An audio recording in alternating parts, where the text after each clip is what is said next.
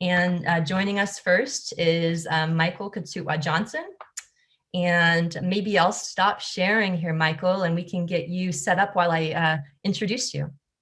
Okay. So Dr. Michael Kotutwa Johnson is a member of the Hopi Tribe in Northern Arizona.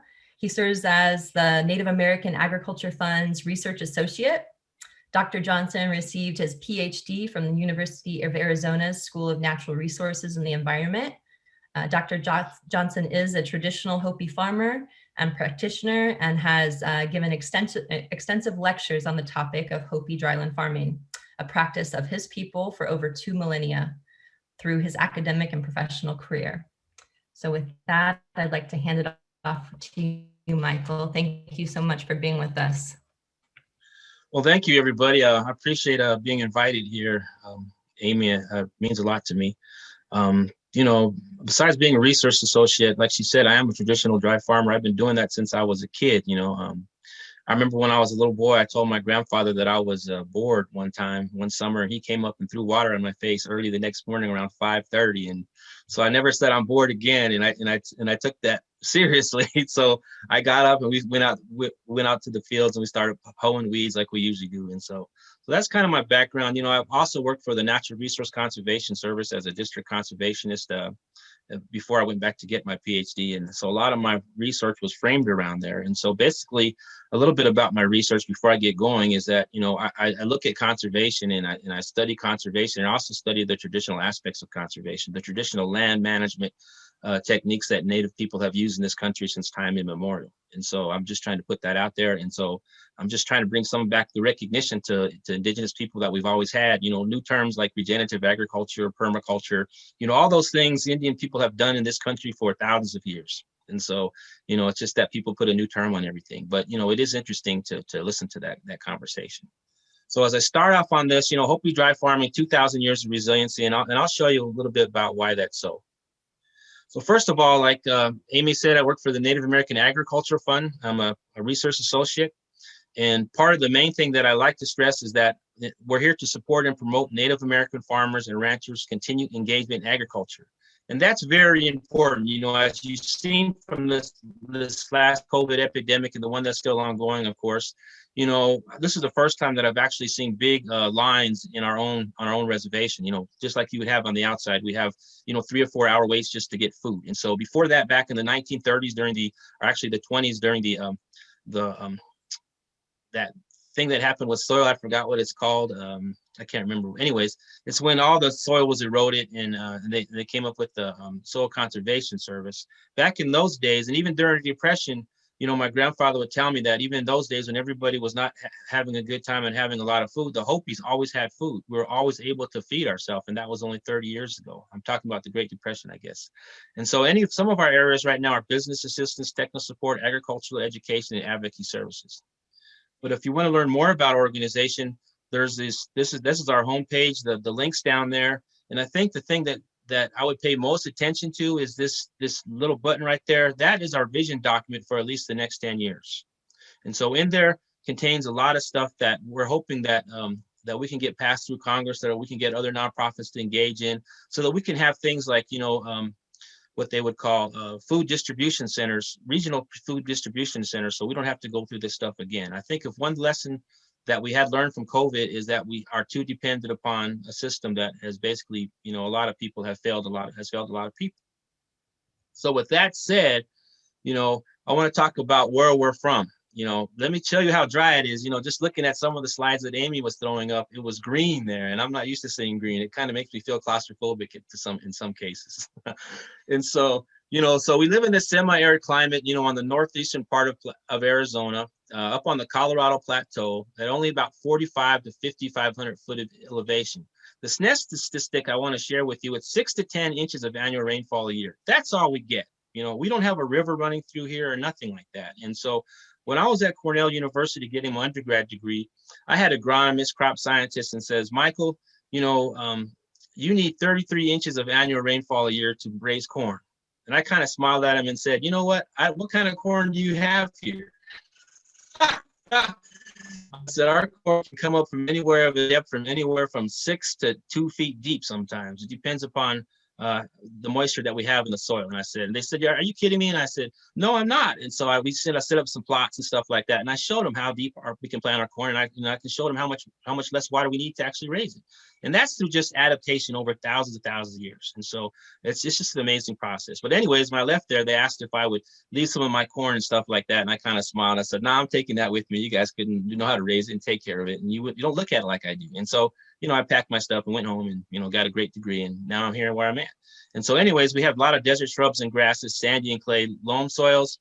As you can see on the picture on the right, how dry it is out there. And people always seem to ask me, well, how can I raise these things?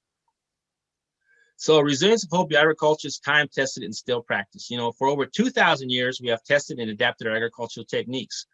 Our knowledge of the environment enables us to overcome the many challenges of farming without the use of pesticides, herbicides, and man-made irrigation systems, which are commonly used by today's conventional agricultural systems. And I'm not going to be here and hit conventional agriculture out there, because in my way of doing things, we have Indian people out there that still practice conventional agriculture, but it's always based upon survival. There's always something behind it. And I think that's something that you'll hear as I stress this whole land-based stewardship that allows us to do what we do.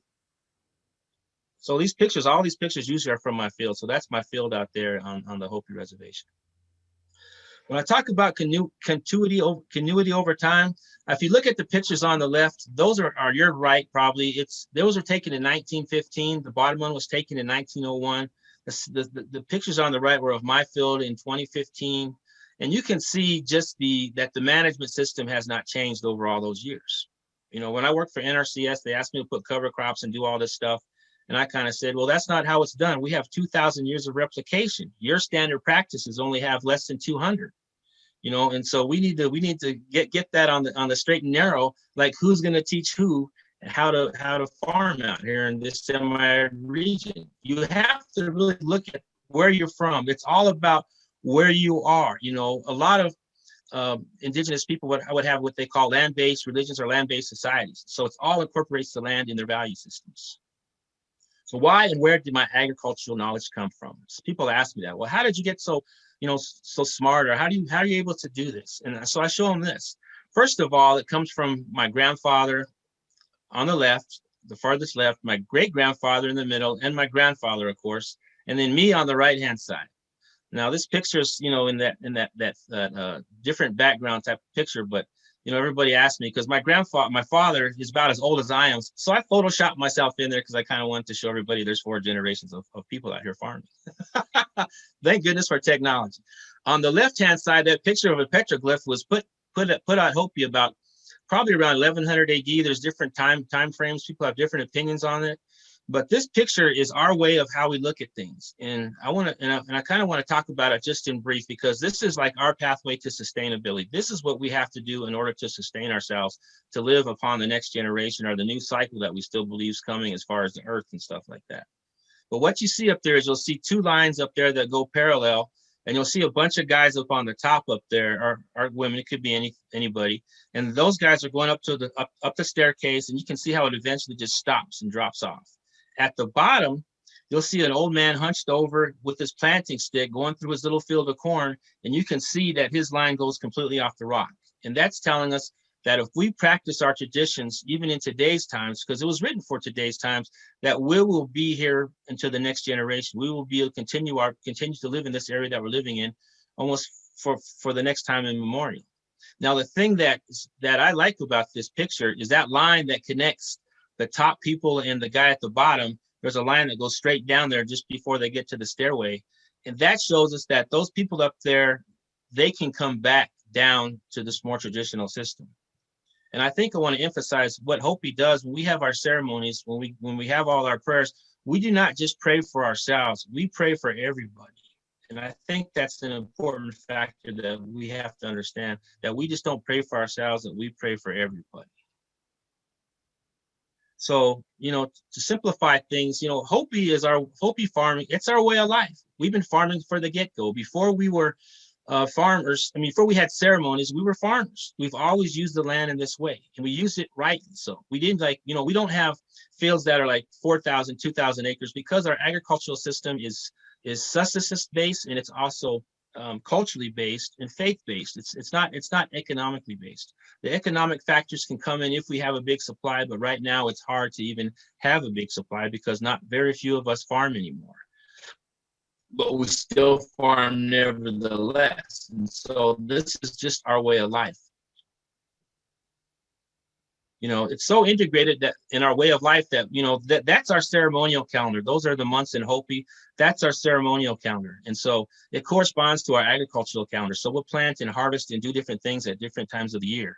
And so it's cyclical. It goes around in a circle, as I say. Some people ask me, they say, what's that little mouse there for in the month of December, our Kiamu ceremonies? That's when we don't really do anything. We kind of sit there and we kind of tell stories. We reinforce our traditions.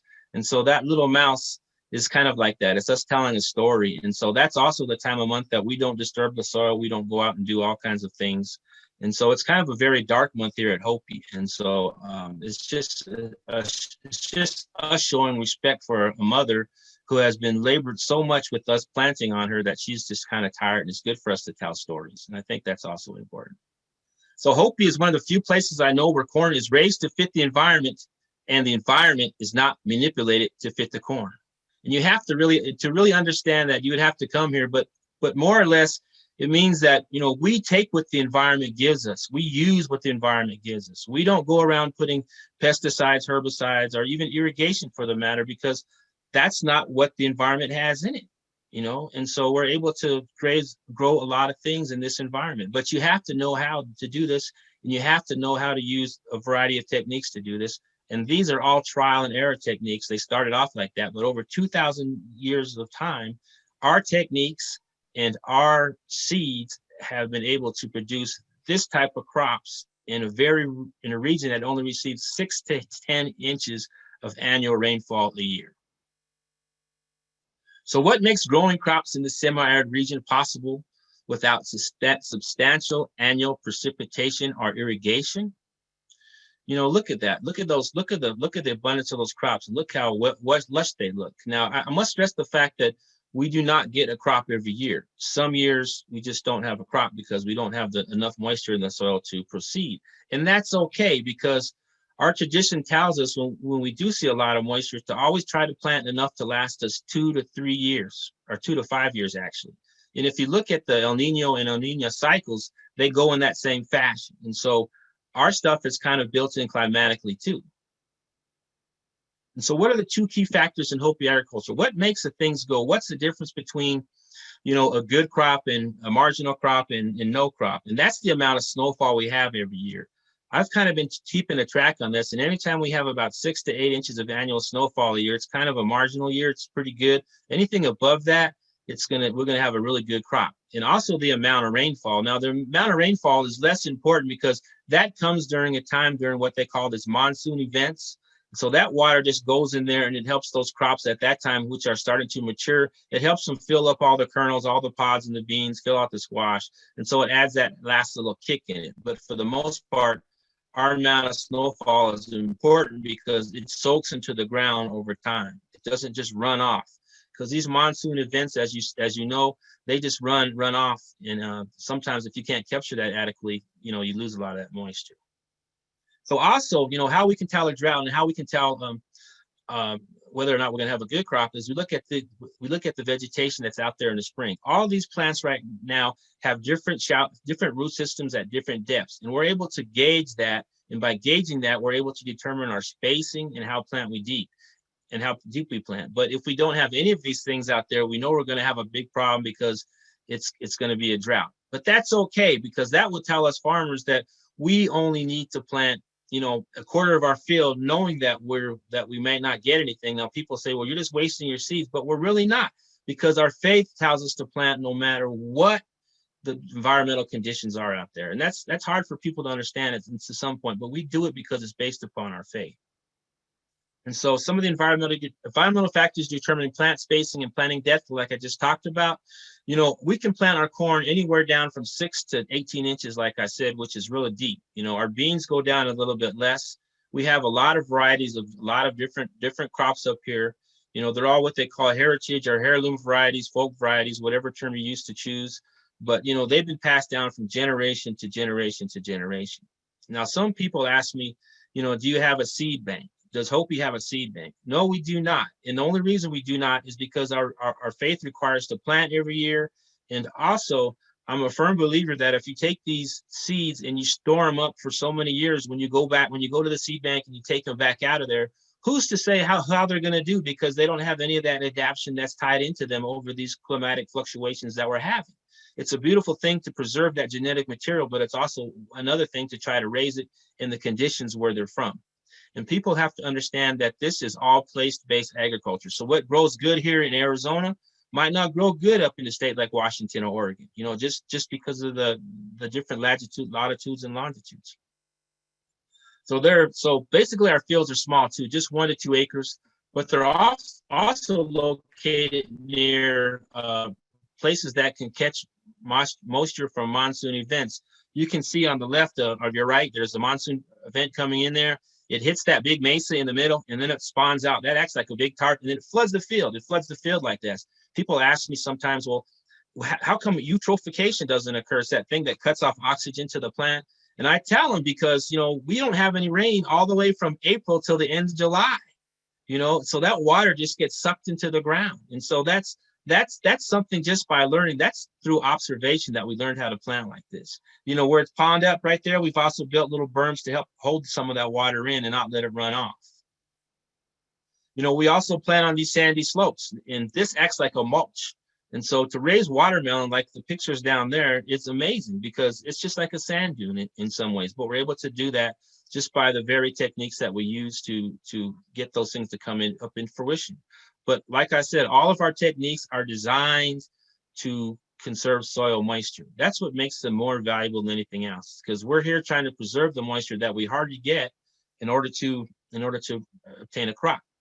We also plant in washes and channels. That was briefly mentioned, like on a dry year, especially in a dry year, we'll go down there and we'll plant on that area. And we usually raise something down there, but the only bad thing about that is when you do get a big monsoon event, sometimes that could wipe out your whole field, but what we're used to, we're used to crop failure. A lot of Americans aren't used to crop failure, and they kind of freaks them out a little bit, so much so that they had to pass like a bill in the last farm bill, put money aside for those people who unfortunately were committing suicide because they're so economically tied into it, which is very unfortunate. At Hopi, we're used to crop failure, so our psychological systems are built into that. So these are just some of my plant-based adaptive management techniques.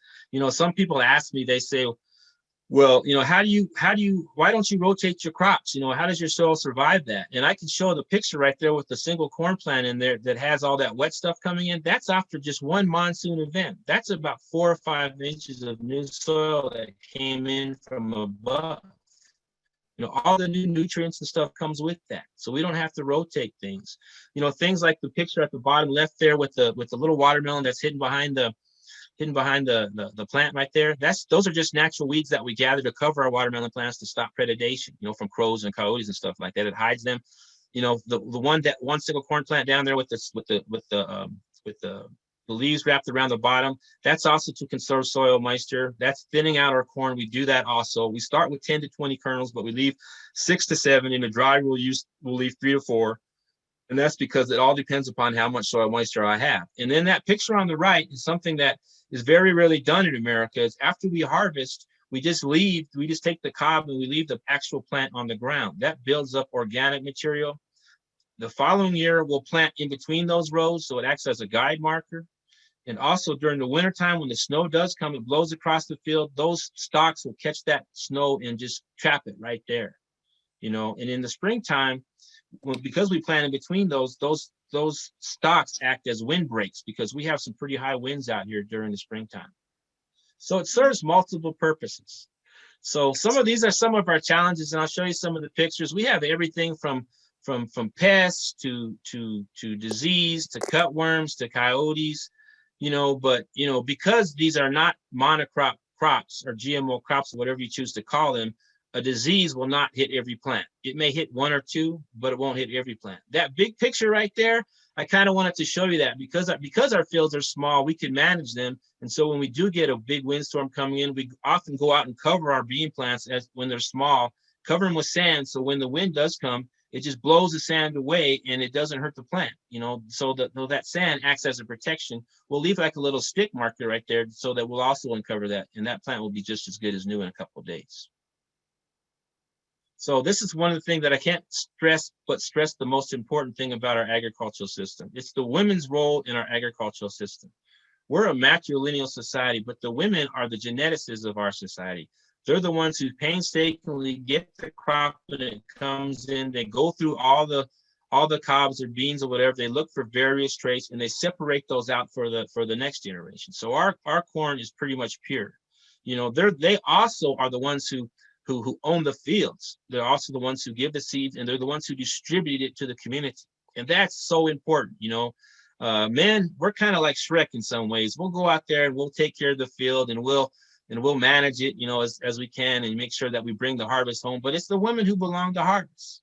That's their harvest. It's not ours. And so it's an equal balanced society when it comes to agriculture. And we have to have that. I can't stress the importance of that, because as a man, I'll just want to eat everything. And I don't want to knock men too hard, but I want to eat everything. And so, that doesn't go over too well with the women. So I just want to just, stress that fact that it's the women that hold up our agricultural system. And look at this abundance of genetic biodiversity. For without biodiversity, we have no true sustainability. And I really believe that. That's just some of my crops. They're all biodiverse. One plant will look different than the next plant. And so it's important that we hold on to that. In fact, I would think that Hopi is probably the last true bastion of true crop biodiversity here in the United States, only because we weren't relocated and all that stuff that happened to a lot of the tribes that were here. And so we're able to still maintain our culture and our way of life. That's very important. And look at the drought tolerant of this plant. This picture was taken in July. Look how cracked that ground is, but look how beautiful that plant is. That's truly an amazing thing right there. Now, some people ask me why I plant in clusters, because we were told to do that. But in reality, they act like shade protectors in the summertime due to our heat. They don't get blown over when monsoon rains do come in. Also, the crops in the inner ears, when I'm not out there watching from crows and predation things, they protect those things, get tight, and they protect those inner ears. So we're always going to have something. And so that's important. But every bit of this plant is used, from the leaves to the corn to the stems. It's all used in different fashion. Also, one of the most important things I think about farming this way is this usable environmental and cultural knowledge for the next generation. We're always teaching our kids how to farm, and in the process, being that I'm in science, I can also show them that they can be an agronomist, they can be an hydrologist, they can be a geneticist, they can be a botanist, they could be anything they want to be, because the basic things that go into all those fields are right in front of you. They're right in front of you. And so the picture on the right was a couple summers ago. They asked if they could bring some preschool kids up from one of our local schools out here. And I said, come on up. So after that, I gave them all a big ear of corn and sent them on their way back to school. So I love that picture right there, because it shows so much of the next generation. That's my house, by the way. I built that, 14 years of working on that. It's massive. It's got 16 rooms, and it's just a cool place to hang out. And so it's built a traditional way. But like I said, this is kind of one of the main reasons that drive me right now. It's this statement right here that I pulled off. It says that Indigenous peoples protect 80% of global biodiversity on a mere 25% of the planet's land, with less than 5% of the world's population. Now imagine that. 80% of the world's global biodiversity is on 25% of the planet's land. And that is a kind of a scary thought, because my thing is, what happened to all the other global biodiversity that's out there? Where did it all go? And so that's why it's so important for me to share this message and to talk about this, is so that when we come up with new ideas, new policy, some like the Green Revolution, I can see how that was used. But if we do that again, we're going to continue to wipe out some of these beautiful genetic biodiversity that Indigenous people have in their way of life. So we have to think about these things. That's a bold statement, but we have to think about these things. And so kind of the take-home lesson today is that, Hopi agriculture above all us, I should have said above all else, is based on survival and deep-rooted belief system, where hope and faith are always in continuation, no matter the circumstances. And so if you really think about that, it's really based upon survival, at least for Hopi, in our way of life, more than anything else. And it always will be. and I hope that continues. So with that, there's my house again. I've taken just a minute ago. There's a new movie called Inhabitants coming out in March at the DC Environmental Film Festival that will talk about 5 tribes and look at their traditional land use management practices. And I'm hoping that Amy will put that out there at some point. But that's my contact information if you want to get back in contact with me. And that's pretty much my story on Hopi Drive Farming, the original. And so thank you very much for letting me talk and share things with you guys. Appreciate it. Thank you so much, Michael. I think that we probably have some questions, and Tegan has been kind of compiling and consolidating those. So maybe I can hand it over to you, Tegan, to verbalize the questions that we have for Michael.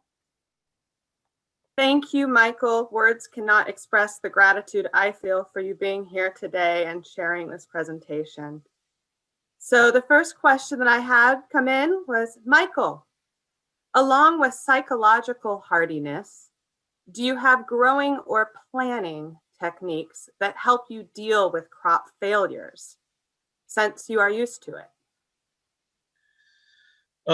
Yeah, I mean, for example, like when we know we're going to have a drought and stuff like that, we space our plants far apart, where same thing with the depth. That's how we're going to deal with that. But like I said, we always have some sort of seeds on hand. A lot of our corn seeds are used for our prayers, and so we'll always have that. And so it's all incorporated in that way. And so we've got a pretty good full understanding on how to deal with these different types of crises and climate. We're not perfect, there have been parts in our history where some of us had to migrate out to the different pueblos, but during a drought. But for the most part, I think we got this thing pretty well good. But my problem is that we just do not have enough people farming like we used to be. Like I said, back in the 30s and 50s, even it was up to 85%. Now I think it's down to probably somewhere 15%, which is quite a bit still, but we still need to try to find ways to reinforce what we're doing here on Hopi. Thank you for that. So the next question, do families maintain their own seed lines, or does the entire community share seeds? It's mostly the families that maintain that, but because the way our system is set up, it's what I call a clan-based society. And so you don't have to be biologically related to somebody. If you're in that particular clan, like I'm in the Coyote clan and I have Coyote clan relatives, what I call my brothers and sisters, even though they're not biologically related, we get together and we share these things. And so Hopi society is built upon a clan system. And so we're able to share things within the clan. And sometimes if we have enough, we can share things with outside of the clan. So our distribution mechanisms are pretty well balanced here. And there was just a follow-up to that in terms of storage. How do you store seeds for 5 years? Oh, okay. Well, for corn, that's one thing that people ask me a lot too. And our thing is that because of our climate, we don't have that much humidity, not that much moisture. And so we're able to leave those that corn on the cob. You can't take it off the cob because there's this little beetle that gets in there and it can destroy a lot of things. But for the most part, you leave that corn on the cob and you store it that way. And you also stack that up. But with the seeds and stuff like that, we've been using, jars or things like that. Like we used to use clay jars back in the day, but now we use jars. And even storage cans, we keep them in that way too. But they all have to be cleaned, of course, and they all have to be, to make sure they're dried out for about a month, because we don't want any moisture within those seeds. Otherwise, they'll spoil, get molded. So, but that's basically about it. But the women do a majority of that work. All I do is help pick it up and take it to them, and they do a lot of that work. That's why I'm so thankful for what they do. Do families have their own fields, or does the community farm as a group? So is there some sort of lines of how the fields operate, or more of collective? Yeah, again, it's based upon the clan. Different areas, as they came to Hopi, they came by clans. And so their areas were assigned to them when they got out here. So like I said, they don't have to be biologically related, family-wise, they're clan related. There's certain areas that are designated that the clan farms on. And so that's always like that. And so that's pretty much the answer to that question. And there was a question following up to the photo that you shared of your house, and there was an observation there were some other structures around it. Are they food storage structures? I'm not too sure if there one was, I believe it was a granary. That was pretty interesting. I can't remember the other structures that were in the photograph or what photograph you're referring to, but pretty much it's just one big structure. It just has different parts inside. I think one of the reasons why I built that granary, because I wanted to see how they operate, because you see them all over the place out here, even though they're abandoned. And what the principle of that was that, you would throw your corn in there, you would light a small fire in there, and then you would seal it up. And by sealing it up, it would take all the oxygen out of there. So it'd act like a vacuum. And so that's how your corn was be able to survive. Any rodents that happened to be in there when that door was shut, they would of course die because they'd be deprived of oxygen. But it's just one of those traditional techniques we use in our environment that allows us to do these different storage techniques, I guess. Great. There's expressions of gratitude that came through as well for your presentation. And this question, thank you so much. It starts with, what do your soil/field preparations look like? Well, the traditional way is that we would get an area, we would burn the thing, we'd burn the vegetation first, and then we'd go out with these hoes and just plant on that. But you got to understand that it takes about 3 years to get a good field out here. Doing it the old way, it does that. And nowadays we have tractors. We have what I would call a modified plow, which is basically a straight blade plow, which only takes off 2 inches of topsoil. And so it's very good for our dry farming out here. It's not like a moldboard plow or even a cultivator even. It's just something that we invented over time. The same thing with the planter. We still plant by hand, but a lot of us sometimes use tractors too, but we've got it adjusted as we modified a 1-row planter to plant at a depth of pretty far as much as we want it to get to.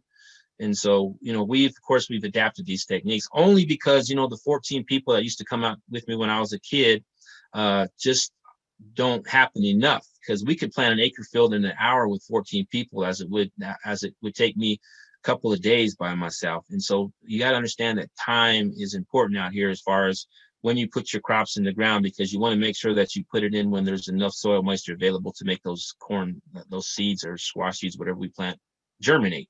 And so it's kind of like you have to do what you have to do. And that's just all through adaptation. So Hopi is also in a continuing state of adaptation. So are families able to grow most of their own food? No, they're not. Unfortunately, that's why we have these big lines that I talked about at the beginning of the presentation. It's because it's a lot of hard work, very labor intensive. It would be something, I hope to start a collaborative of farmers out here at some point with getting some big tractors in there to open up more fields for people, because we have the land base to do it. It's just, you don't want to just have a 10-acre field out there, because they'll get blown out. So you want to keep them small, but you'll be amazed on how much you can produce on a small 1-acre field. That's a lot. And, that's just something that's spectacular. I mean, I sometimes I walk out there and I'll walk over a hill and there'll be like a 100 by 100 foot plot in between a couple of dunes that is just bursting out with corn. And I'm like, wow, that's just incredible. You'll see a little cactus laying by the side, and like, wow, how can I raise these things? And that's just, I'm not an expert in Hopi farming. I want to point that, a lot of stuff was bought to my grandfather. There are people out here who I would consider experts. I'm just able to convey the message that I was taught. And so that's important to me, that people understand that this farming still exists, and we're not just, framed on a black and white photograph like we have been for the last 200 years and stuff like that, that we are modern people too, but, our techniques remain the same. So I just want to stress that. Thank you. And that's an important point. I think building off of that, somebody put a question in about whether the Hopi people have stayed in one place. So have those practices been on the same land, or is there some kind of movement or migration that is a part of the farming system? No, we've always been here. Our records indicate that we've been here. We believe from a creation standpoint of view, we believe we emerged from the bottom of the Grand Canyon. There's this little place called the Sipapu down there. It's where the Colorado and the little Colorado and the big Colorado converge about 5 miles upstream, but we've always believed that we've came here, you know. But the main thing that I have to stress to people, that when we got here, there was somebody else that was already here. And we had to follow those principles through a covenant that would allow us to remain here. But I think the main thing I want to stress is that we chose to live here. You know, we chose to live in this semi-arid region. Despite anything that we could have moved to, we chose to stay here. And it's a harsh place to live, but through our faith, you know, that's one thing that when we got here, the guy that was here said, you need to practice, you need to have faith in what you do. You need to have faith in everything that you do. And that includes farming. So like I said, we were farmers before we had ceremonies. And so that's how deep we are tied to the area that we live on. And so if we were to abuse that, we could not live here. There's no way, you know. And so that's kind of what I want to stress. It's really our faith that governs our agricultural system. Thank you for that. Someone is interested in whether you soak the seeds before planting. This has been something people have experimented with in terms of hydrating seeds prior to putting them in the ground. Yeah, with our corn seed, there's one technique that we often do use. We'll get, sometimes on a dry year, we'll get a box, we'll get like a 5-gallon bucket fill it full of sand, but we'll put seeds in there at a certain depth, let it soak for about a week or so, you know, in the wet soil. And then, you know, you'll dump them out, and those seeds will already be, you know, puffed up and have a little root sticking out of them. So we do jumpstart them sometimes. It really depends upon the year. But really, if there's really not that much moisture in the soil enough to even to actually get them to go further, then sometimes it doesn't work. And so it's just trial and error. You know, everything we do out here is trial and error. You know, but that's like science too. Science is all trial and error. You know, I'm a firm believer in science and all the stuff that it does. I'll never knock that because I'm a scientist. But sometimes I just wonder about the linear approaches that scientists take, you know, when they don't get the holistic picture. And unfortunately, that's when a lot of problems happen. And so, like I said, we cannot fix the world, you know, but we can be a part of it, and we can share what we can to help it be a better place, as one of those commercials say, right? And so, you know, it's kind of like that. And yeah, so that's how we do start pre-germinating some of our seeds. Great. And I'm just going to acknowledge that we are almost at time for questions. And so we won't be able to get through all that are in the chat box, but we will address them later. Okay. But I have a couple more for you. I'm just preparing people that if we don't get to their question, then that'll be after the fact. So one of the questions that came in is around climate change. Mm-hmm. And I'm wondering how that's had an effect on your practices. Well, it's kind of shortened our growing season, I would have to say, more than anything. It's just because we'll get a freeze later or freeze earlier, you know, it's done that. You know, it's opposite of what they're saying is happening in the Southwest for me. They said it's going to get warmer and hotter, but it does in the summertime, and that's a problem too. It does get a little warmer. I've seen that. But for the most part, it's really shortened our growing season. And so, you know, our corn is trying to adapt to that. And then our plants are trying to adapt to that. And so, you know, sometimes it's a hit or miss. But, you know, as long as we have the monsoon rains and we do have enough moisture, we have enough snowfall, then that's okay. The last few years, we haven't had that much. This year's been a pretty good year. And so I anticipate to raise something, you know. And so, you know, it's just, you know, plans for me is just something to look forward to. It brings me hope, you know, and it brings me sorrow sometimes, but most of all, it brings me hope. And so that's something that I'm really looking forward to. That's going to happen towards the end of May this year. So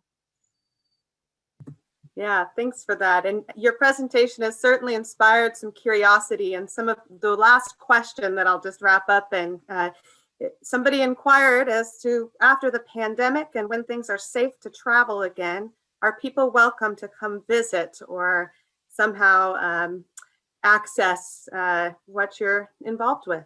Yeah, there's, you know, it's the Hopi Cultural Preservation Office that we have ceremonies all summer. You know, whenever the villages lift their quarantines, they're all closed down right now, but people are welcome to come up here and see what we're doing as far as the ceremonial. It's kind of like going to church in ways, you know. You sit up on these plazas and you observe what's going down beneath. You can feel the real power in what we're doing.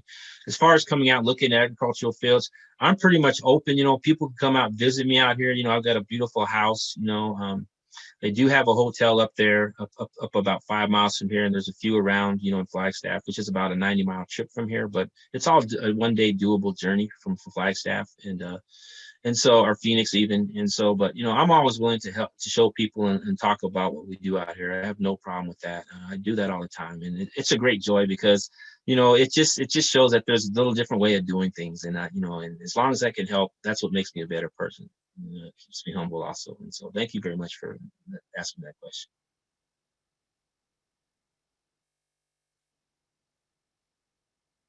I'll hand it back over to Amy. And again, words cannot express the gratitude for your presence here today and Thank you.